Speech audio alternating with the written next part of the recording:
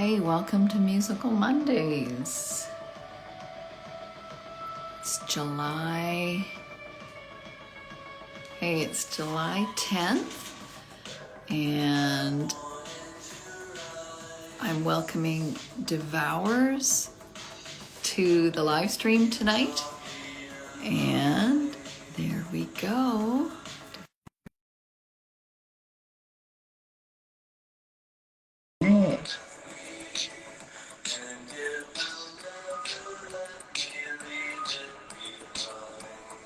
Welcome, everybody. There we go. Hey, Hello? how are Is it Kelly? What's that? It's pronounced Kelly? Yes. Okay. Hi, Kelly. I'm Jeff, aka Devours. Hey, Jeff, aka Devours. So nice to meet you. Yeah, you too. Thanks for having me. How are you? Oh, it's such a pleasure. Yeah, I'm great. We're listening to one of your songs in the background here, Homecoming Queen, from your fourth album, I think, right? Yeah. Thank you. Yeah, that's great. So welcome everybody to Musical Mondays. Tonight I have the pleasure of having Devours, an artist from Vancouver, joining me, and I came across Devours' work probably in the last year. I think I encountered you on Instagram, and I'd seen that you remixed some other artists I like Jody Glenham. And I thought, I'm going to reach out and see if you'd be interested in doing a remix for me. So that's how we connected, and you did a fantastic remix for me. I love it so much. Yeah, I'm glad. I really like it too. I'm glad that you are into it. Yeah, I felt like the stars aligned for it. Yeah, they totally did. Yeah. They totally did.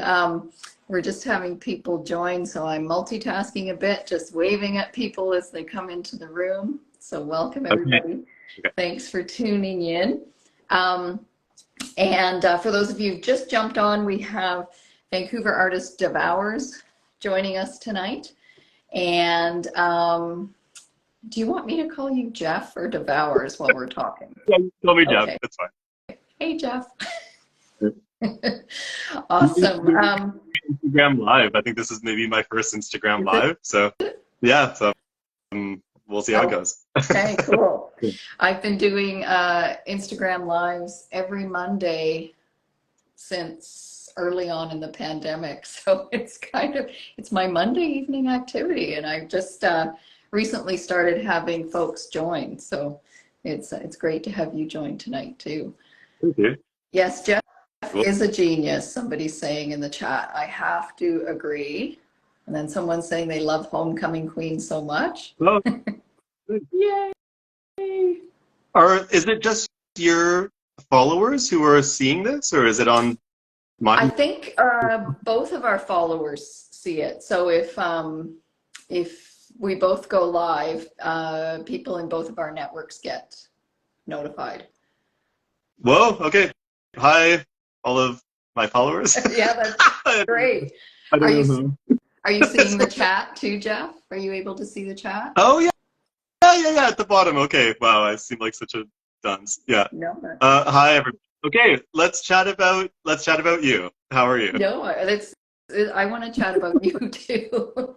I had a few questions. I'd love to chat about your music a bit and about the remix that you did for me that I released last Friday. You describe your music as mutant DIY, or I think I've got the order wrong. DIY mutant homo pop. Yeah, something like that. Yeah. So I used that description, which I pulled from your Instagram profile. I used that description in a post last week when I was posting about the remix that you did for me, and one of my followers said, "Wow, that sounds like a whole new genre." Oh, okay. Yeah. So how does that land with you? Do you feel like that's its own genre, homo pop? Yeah, I don't know. It's interesting because like when it comes to remixing, I really want to create something that sounds really different from the original, and so but yeah, also I have a little bit of a background. Like in my late 20s, I was a freelance composer and did a little bit of work for like documentaries and making TV commercial music and stuff like that, where I would sometimes be asked like, okay, we want you to rip off Coldplay or just like make something that sounds specifically like this. And so when it comes to remixing, I sometimes, yeah, have to just remind myself to make something that sounds like Devours. Okay. Regardless of like what, like for, you know, because I've done a handful of remixes. One time it was for like a country artist. Another time it was like a hyper pop, like the artist. Like they've been sort of like all over the place, and so I try to just make something that sounds like me, but also that could maybe make sense for the artist's audience, and not make something that completely alienates them. And so, yeah, that's sort of like my mindset when I was like coming into doing yours. But yeah, with my own music, yeah, I don't really know how to describe it. Nowadays, there's a genre called hyperpop that I hyperpop. Sort of like an easy label that I sort of like fit into a little bit. But when I started this project, it didn't have a name. I was just calling it like space pop or like gay pop or whatever. I don't really know. But yeah, it's electronic synth pop music with like, yeah, very personal lyrics about my life. Yeah, I love it, and I love how you described how you've done remixes for artists in multiple genres. I love that genre hopping. And I know, you know, asking an artist, being an artist myself, asking you about a genre is kind of a weird thing to do too, because it's like, it's so hard to kind of fit yourself into musical genres, right? You do what you do. You do what, you know, whatever the universe is speaking to you to do. So, yeah. Totally. You know, is it something in particular that catches your ear about a particular song when you're remixing it? Like, tell us about your process a little bit. Yeah. I think that, well, what was kind of interesting with you in this case was that you had given me quite a few songs to choose from. Right? Like I had a bunch of different vocal stems to choose from. And so I think that like sometimes inspiration just hits. I'll hear a line where I'll connect to the like the tone of someone's voice, like the timbre. I'll just think like, oh, I can really work with that. Or if it has harmonies, like your track had harmonies where I was like, oh, I think I can maybe add like a huge amount of reverb to them. Like just inspiration can hit in like unexpected ways. And I think that lyrically, I just really connected with the Great Acceleration. And so, yeah, it helped to have a bunch of songs to choose from. Okay, cool. Yeah, sometimes inspiration hits, sometimes it doesn't. Yeah. Oh, I've got some crows having a party outside my window. What's that? You're in Victoria? Yeah, I am. Yeah. I went to university in Victoria. What neighborhood? Or maybe we're on private. No. You don't have to tell me. All good. I live near Sax Point, so in Esquimalt. You're in Esquimalt. Whoa. Yeah. Okay. I wouldn't have guessed. Someone just asked a question. Sorry. What's the name of the track that remixed? It's called The Great Acceleration. I believe it's on Spotify now. Yes, it is. It released on Friday. Yeah, it's great. You know, I love what you've done with the remix. I was like, when you sent it to me and I heard it, it was like, oh wow, like I feel like you really got the song. Like I loved it. Thanks. Yeah. I had a feeling it would come out in the summer too, and so I just wanted it to have like a little bit of like a dark tone to certain aspects of it, but then also be upbeat and be able to be danceable. I don't know. Be dancey. Yeah, we've got some other comments here. I love the track and the remix. Thank you, Mercury Teardrop. Thanks, Mercury. And there was someone back here saying, "Oh, I want to learn how to remix." So if someone were to ask you, you know, if I want to learn how to remix, what advice would you give, or what would be, I don't know, some tips or a couple of first steps or something like that?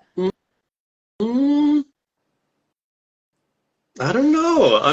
I don't know if I'm like enough of an expert to say like how to remix. I just think that it helps to have a vocal stem, like a clean vocal stem, and also one that has some like background effects, like getting into like the technical aspects of things, Right. like Yeah.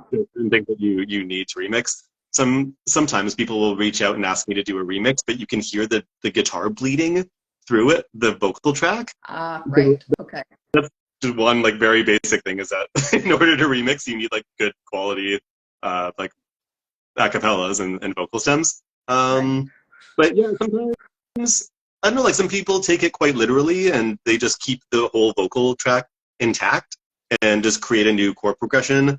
Sometimes you can get really experimental and just take a tiny little snippet of vocal and just like build an entire new track around it and change the whole structure and order of like the song and the lyrics and stuff. I don't know, it's whatever you want to do with it.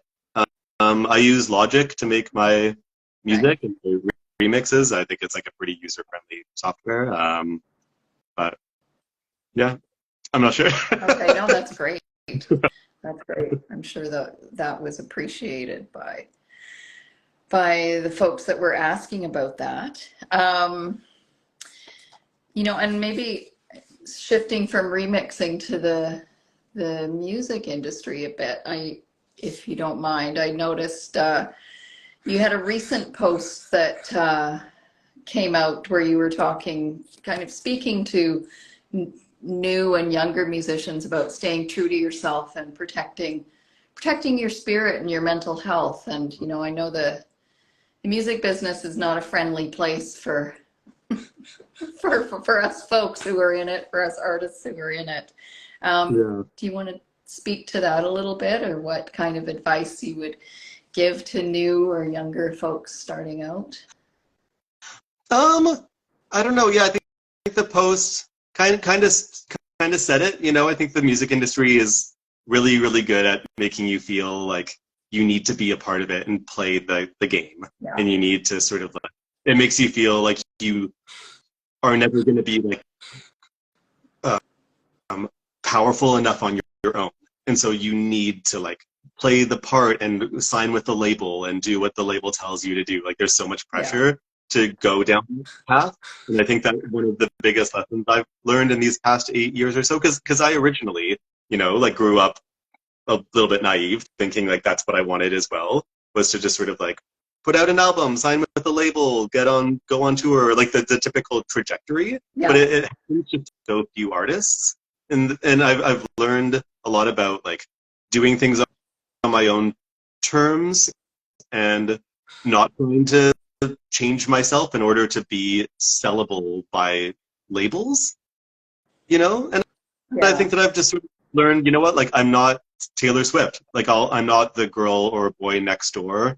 I don't think that I ever have been or ever will be that person who is like a generic like representative of a huge community of people. Like Yeah. I'm kind of like a weird person, and I think that maybe it was my destiny to just like do my own thing and like make my own label and release things by myself. And so yeah, I don't know. I don't think that that's like great advice, but it's good to know who you are Yeah. and know how to play to your strengths. Maybe hide some of your weaknesses. Like being self-aware as an artist is really important, especially as a solo artist, because you ultimately are branding yourself. You are branding and commodifying yourself and selling yourself to people, which is kind of toxic and really unhealthy. And I've learned that the hard way throughout my whole life. But but but yeah, it's important to just sort of like yeah, be honest with who you are, because people are smart, and if you are faking it and you turn yourself into like this like really gothy character or this like tough as nails from the Bronx character, like whatever you do, like it will come off fake and people can tell. Yeah. Yeah. So yeah, my advice, honestly, like be yourself. That's great advice. You know, I think there's so much out there telling us to not be ourselves and be someone else. Um, I remember years ago, I've been doing music since I was in my early 20s, so over 30 years. So I've been, you know, and I, like you said, started out with kind of naively thinking, yeah, I'm gonna get a band and record a big album and get a record deal and go on tour and, you know, and be the next big thing. And it's like, well, is that really something to strive for that's actually worth something, like really like in my heart? So, you know, over the years growing up and maturing and realizing that that's really not the goal, or really not in kind of in tune with who I was authentically, or what I wanted to say or be or contribute into the world authentically. So I love your post and what you said about it. Yeah, it's easy to get caught up in the stats and the numbers and comparing yourself to other people. I often get lost in the smoke of it all, and I think that, like, yeah, it's easy to, you know, it's kind of hard to explain it really, but it's like in small ways. Like sometimes people at shows will come up and just tell me like, oh, your song like helped me get through a breakup. Or it's like it's little things like that where like I would take that over like 10,000 streams on some Spotify, Apple, you know what I mean? Absolutely. Like, so I'm constantly having to redefine what success means to me. Yeah. It's like it's a journey of just being like, why am I really doing this? What does this really mean to me? And yeah, but I'm sure you get it. Did you spend time in Vancouver starting? I did, yeah. I've only been over here in Victoria for 3 years, so kind of moved over here during the pandemic. So most of my music career has been in Vancouver. Wow. I'd be so curious. It doesn't have to be part of this conversation, but like a different conversation, learning about your time, like in your era of being in Vancouver, like coming up, because I've been living in Vancouver since 2010 or so. Okay. And the first 5 years or so in Vancouver, I just like couldn't seem to break into the music scene at all. I wasn't really meeting many musicians. And so around 2015, 2016 was when I started to like play some shows in Vancouver and sort of like build a bit of momentum. Cool. But yeah, so like in some ways I still feel kind of new. I love learning about like, you know, the 2000s and like the 90s and like what the scene was like for those musicians and stuff. Like Vancouver's really interesting. Yeah, Vancouver does have quite a storied musical past, for sure. Yeah, I mean, I think I first joined the scene in the 90s, like the early 90s. Okay, wow. As a folk rock artist. Yeah. And yeah, there was so much happening then, like so many great venues then too. So okay. Yeah, there were some lean years for sure in terms of, I don't know, the community felt really disjointed for a number of years and not so many venues, but I think that's changing, although, you know, I've been out of it for 3 years. I'm over here on the island now, but that's good to hear that you're finding that there is that community there now. Yeah, there are a lot of artists here and a lot of supporters of music and the arts. I don't know if Vancouver will ever be known for its arts scene compared to something like Montreal. Right. But yeah, I think the scene is pretty like resilient here, and a lot of things closed down during COVID, and now a bunch of new venues are opening up and things are continuing on, and now there's like a whole new generation of young musicians trying to like get somewhere in the scene. But yeah, Vancouver's never going to be easy. Yeah, it's for like sure. Expensive for musicians. But. Yeah, that's good to hear. I was just there a couple of weeks ago playing a show for part of the Cusick Live series. I think you did one of their shows too. Yeah. How did it go? It was great. Yeah, it was so much fun. And you know, Is there a stage? Because is that the Junction? The Junction, yeah. Yeah, I played there. I think it was maybe in February I played there, and they didn't have a stage. It was just like, it was just like slats, like wooden slats. Like they were halfway through building their stage. So there wasn't really like a performance area. Okay. Okay. Funny, but hopefully, yeah, there was like a proper stage for you. There was, yeah. There was. It's pretty funny. Cool. Oh, Yeah. Mercury. And Maddie's awesome. Like Maddie does a really good job of curating it, and he's Totally. so fair. Yeah, that's cool that you could come and play that series. Yeah, it was great. And you know, the other two musicians I played with were a lot younger than me, and so were a lot of folks in the audience. So at one point I was telling a story about a song that I'd written in the 1990s, and I looked out and I said, "Were any of you born in the early 90s?" And most of them were like, "Nope." Oh no. It was a fun moment. Yeah. Mercury Teardrop Official is saying the late 80s, early 90s were amazing in Vancouver. Yeah, they really were. Yeah. Kelly, what do you think of the Matthew Good Band? Matthew Good. You know, I don't know his stuff really well. Oh. Okay. Yeah. I'm trying to think of 90s bands. Were you into like Moist? Oh yeah, I remember Moist, and what other bands? Gosh, my memory. Copyright. Do you remember Copyright? Oh God, yeah, I loved Copyright. Yeah, they were around. There was a guy named Daryl Newdorf who ran a studio in the downtown East Side, and Copyright practiced out of there. So that was kind of a real hub right on East Hastings of all kinds of musicians. That was a great spot. Oh yeah, Grapes of Wrath. Yeah. And Lava Hay, like bands like that. Okay, cool. I never got into Grapes of Wrath. They're a band that like I've known of since I was young, but I just never listened to like their discography or anything. I should check them out. And Pure was another band that was around then. Yeah, I really liked Pure. I mean, I grew up in Nanaimo and didn't really have much exposure to like the underground Vancouver scene. It was mostly just like bands who made it onto Much Music. Right. You know what I mean? Right. Yeah. You know, like the bigger bands like Pure and stuff had some videos, and I was pretty into them actually. Pure, I thought was really good. Yeah, they were great. And Todd Simcoe, who's no longer with us, who was in that band, was an amazing producer too. I worked with him a few times. Oh, okay. Yeah, I could talk for hours about the Vancouver scene, but I want to ask more about your music, and for folks who are tuning in. I know there's lots of your followers who have tuned in, and a number of mine who might not be as familiar with your music. Let's hear more about your recent album, Homecoming Queen. It's your 4th album, right? It is, yeah. So I put it out in the 2nd week of May, and it is basically my COVID album. Okay. I started writing it in like the first year of COVID, and so yeah, the album, I wanted it to sound a little bit more like colorful and a little bit more like feminine than my last one. My last one was called Escape from Planet Devours, and it was pretty dark and grim. And so yeah, this one was a little bit like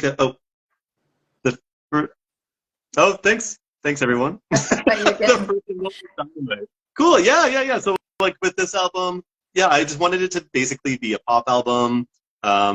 It helped dig me out of a pretty rough time.